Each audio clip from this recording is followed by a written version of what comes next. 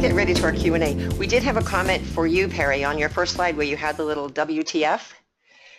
And Eric, not Eric that just spoke with us, but one of our listeners, Eric, likes to say, why the failure for your WTF? Yeah. Yes, why the failure? I'll go with that. Mm-hmm. I like to say Wednesday, Thursday, Friday, but that's just me.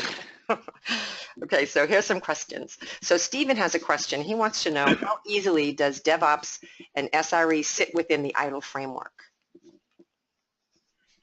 I think it fits quite well. I mean, the IDLE processes and functions, change management, incident management, and so forth, are still there. I mean, it actually provides a very good, framework, a foundation for your DevOps processes and site reliable engineering. Now, the emphasis is more on automation, but for change management, your gates are still there. They may be automated, but they're still there. Thank you, Perry. Drew has a follow-up question for that, and he's saying, is having solid processes in place important to be able to deliver this model of SRE? I'll let Richie take that. Oh, I think yes, and it's also, but it's also important to be able to learn and adjust.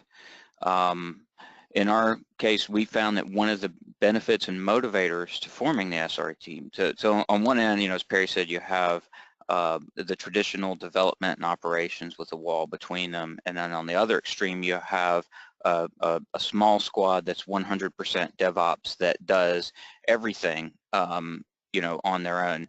And in our case, being a mid-sized team hosting multiple subservices that are a part of our offering, we found that the SRE model, was going to give us greater efficiency and consistency and discipline in terms of how we approach things. So, if there's an outage and a customer's impacted, they're not going to care if we say, oh, well, that wasn't this particular service's fault. It was the other one because they were doing things a little bit differently, right?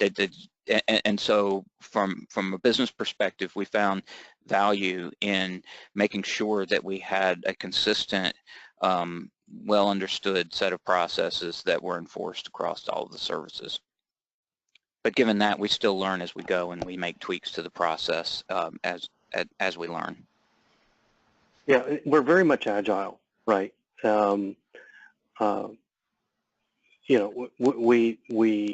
find out what works. We start small, and if it doesn't work, we move. That's agile. That's great.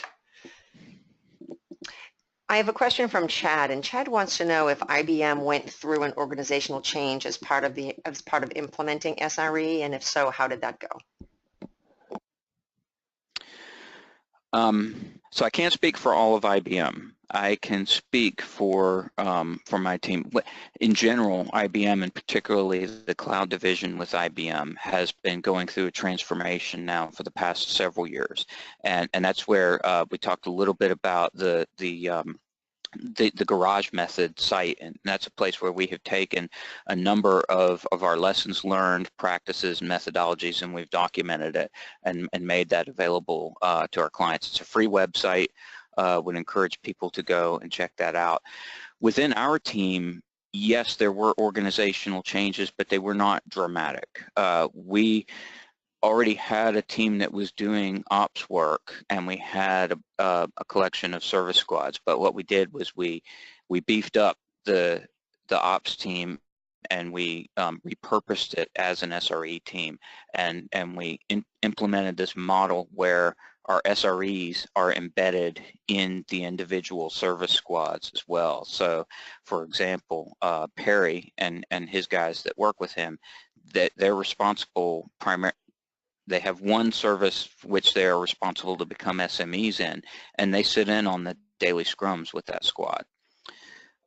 So to that extent, yes, we did make some organizational changes, but they were not dramatic. Also, I think it's probably important, Richie, that in our organization, the our SRE director is peers with the development directors, right? So SRE is, and it comes down to that that question of how do you balance, right? Change versus availability, and having different reporting structure helps that. Yeah, very good point, Perry. By the fact that our director does not report directly to the development director, it gives us a little bit of a separation of concerns and independence, that we're able to focus on reliability and report the facts and do that in an objective, unbiased manner that gives and provides us a little bit of insulation from date pressures and those sorts of things. Thank you. Mohammed has a question. His question is, what are the major challenges experienced throughout the SRE implementation journey, and how did the team overcome these encounters? So some of that was covered in the deck. I would say, our biggest challenge far and away was managing expectations, and it was overcome by ensuring that we had documented what the roles and responsibilities were, and that we met individually with the stakeholders and made sure that they understood them, and that we have regular playbacks with our stakeholders to review what we're doing, what our priorities are, where we've been seeing problems, what our recommendations are, and working together with development to make sure that we have that right level of prioritization. So we do what we call weekly playbacks. The other one was another challenge was just making sure that individual service owners took responsibility for their availability, and that they knew what their availability numbers were, and what their service was doing.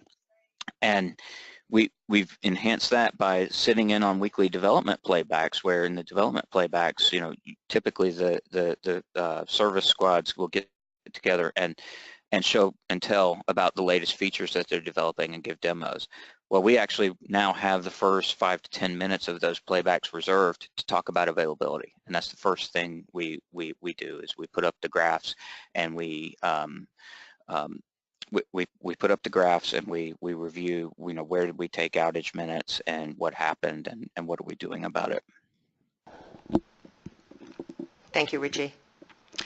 Chad has another question. He wants to know, is Slack just used within the SRE organization or IBM wide? There are a number of groups within IBM that are using Slack. Thank you. I have one more question, so if anybody else has any questions, now's the time to put them out, chat them in for us. Eric has a question, and he wants to know if you could provide an SLO percentage measurement example that points to why that is better than an average measurement. Do you want to take that one, Perry, or would you like for me to?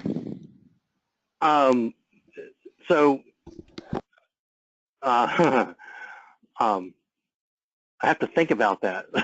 So, an example. Richie, if you have an example off the top of your head. I've got one. Sure.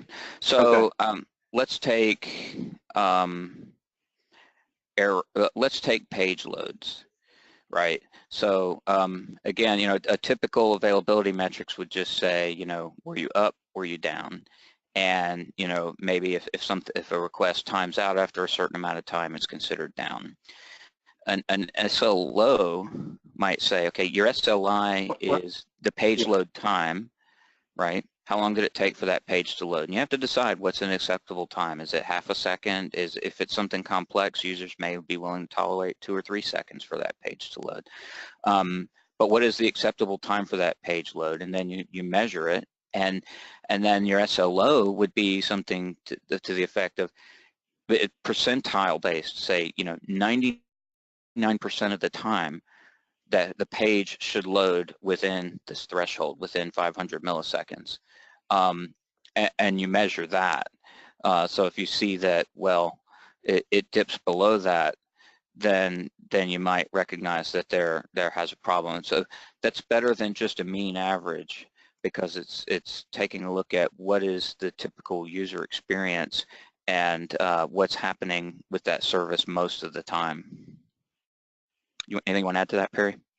Well, and then also I want to add that objectives can, you can break your objectives down by, or group them by, for example, by demographics, or by, not every service has the same objectives, right? And not every, use case should have the same objectives. So objectives are very much business driven. We promote within our organization, so I have an outside-in design, background, and so very much a, how is this affecting the user's experience, right? How is this, what is acceptable, and what is considered, what makes them happy versus what makes them frustrated when you're looking at your objectives. Oh, and I just wanted to mention, if you don't have time to read the entire Google book, and it's meant to, because it's a collection of essays, you can read different chapters in random order. I believe it's chapter 4 that talks about SLOs and SLIs. It's a relatively short read, and that's a good one to get more information. Most of the chapters are relatively short. You read a chapter a day, you do well. Oh, read it during lunch hour, right? right. And I have one more question, and it's from Manny, and Manny's asking, why is it better to strive to a 99.99% availability than 100%? Because if you're so it's the trade-off, right? If you're shooting for 100%, of course everybody wants 100%, right? But you need to be realistic. If your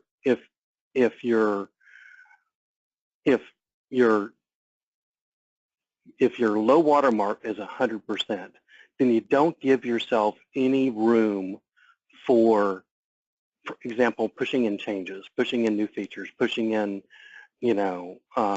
things that you need to do in order to grow your service, right? The having that error budget and using that error budget as a tool for deciding when you need to focus on reliability versus when it's okay to back off on that a little bit and allow those changes to go in. Very much it codifies that balance, right? And it does it in such a way that you can even automate it.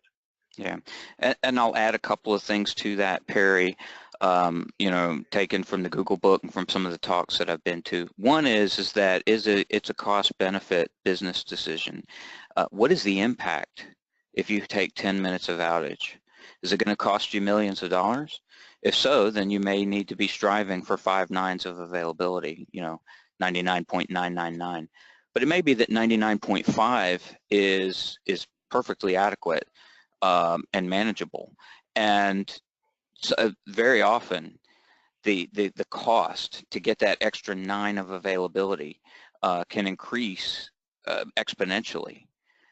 So it becomes a, what would it take for us to engineer? How much engineering effort would it take for us to get to 5 nines availability, and do we really need that? And that's going to vary by service, and it's something where the business has to take a look at what is the impact and what is the what's the cost. The second one that they point out in the book is, in a lot of cases, services have downstream dependencies, API services and things of that sort.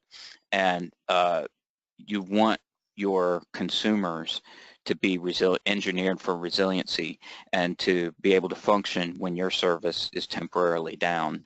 And in some cases, they will actually, take a service that's doing too good and deliberately, instrument in some downtime just to force their consumers to make sure that they're architected properly, that they're doing caching or whatever it is that they need to do in order to fail gracefully or be resilient when their service is not there. Well, that's interesting. Yeah. Yeah, good. All right, well, gentlemen, those are all the questions that I have today. And again, I have a lot of, there's a lot of feedback in here. Thank you very much. It's a great presentation. Learned a lot from you. So thank you so much for spending your time with us today. Appreciate it. Thank you for having us. Our pleasure.